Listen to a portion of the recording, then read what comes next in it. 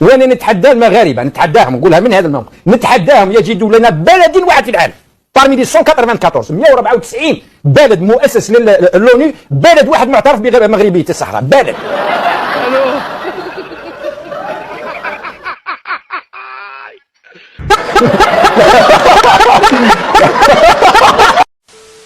اخواني كما سمعتم في المقدمه ديال الفيديو، هذا المهرج ليس محلل وانما مهرج. قال لك اسيدي نتحدى المغاربه نشوف ولو دوله واحده معترفه بالصحراء المغربيه. حنا ما غاديش نتحداوها، حنا نخليوها 30 دوله اللي حل القنصليات ديالها في مدينه العيون وكذلك في مدينه الداخله هما اللي رجعوا ليه. الجواب ديالنا هو انه الدول اللي راه حل القنصليات ديالها تما هي اللي تجاوب عليه. المشكل ديالهم هما انه لا يبحثون على المعلومه. المشكل ديال القميص ديال فريق النظاره الامريكانيه كيقول لك هذا القميص هذا تم اعتماده في دور المجموعات وفي المباراه ديال اتحاد العاصمه فقط، وما بحثوش على المعلومات السابقه بان فريق النظاره الامريكانيه ديجا كان لعب هذا القميص في السنوات الماضيه وتوج بكاس الكونفدراليه امام اورلاندو بيراتيس الجنوب الافريقي بالقميص اللي فيه الخارطه ديال المملكه المغربيه كامله ومكموله ولا نقاش فيها. اخواني في الفيديو غادي نشوفوا الفرق الكبير ما بين الاعلام ديالنا المغربي اللي كاين في واحد القناه عربيه اللي تكلم في هذا الموضوع ديال اتحاد العاصمه وكذلك ديال فريق النظاره الامريكانيه. كلام رائع، كلام